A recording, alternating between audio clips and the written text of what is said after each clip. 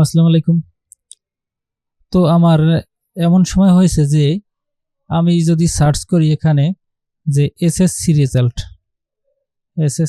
Result, তো যে site এসেছে, তো এই সাইটে ঢুকে আমি এসএসসি রেজাল্ট পাচ্ছি না, বিভিন্ন রকম দেখাচ্ছে।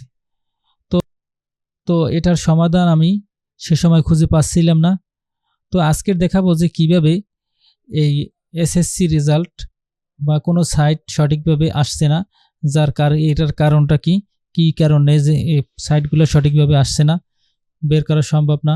তো এটার কারণটা কি, আসলে এটার কারণ হলো যে আমার যে এখানে সার্চ ইঞ্জিনটা চেঞ্জ হয়ে গেছে। যেহেতু আমি যে একই জিমেল আমার ফোনেও ইউজ করি, যার জন্য এটা মাঝে মাঝে চেঞ্জ হয়ে যায়। তো এটার করণীয় কি? এটার করণীয় আমরা প্রথমে ডাইন কর্নারে 3 ডটে ক্লিক করব, এখান থেকে নিচে ড্র্যাগ করে সেটিংসে ক্লিক করব। সেটিংসের ভিতরে গিয়ে বাম পাশের এখান থেকে সার্চ ইঞ্জিনে ঢুকে এখানে চেঞ্জ সার্চ ইঞ্জিনটা আমরা গুগল করে দেব।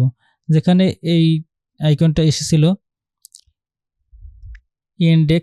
ইন্ডেক্সটা এসেছিল, যার কারণে আমার সার্চে এসএসসি সার্চ দিছি, তো সেগুলো ঠিকমতো আসে নাই। তো আমরা গুগল ক্লিক করে ওকে, এখন কাজ শেষ। তো আমি এই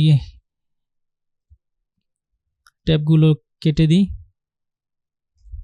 তো এখন আমি সার্চ করব এসএসসি রেজাল্ট। হ্যাঁ, এবার ঠিক আছে। তো এই সার্চ ইঞ্জিনটা চেঞ্জ করার মাধ্যমে এই যে গুগলটা এসেছে, যার কারণে আমরা এখন এসএসসি রেজাল্ট দেখতে পারতেছি, এতক্ষণ দেখা যাচ্ছিল না। তো ধন্যবাদ, সবাই ভালো থাকবেন।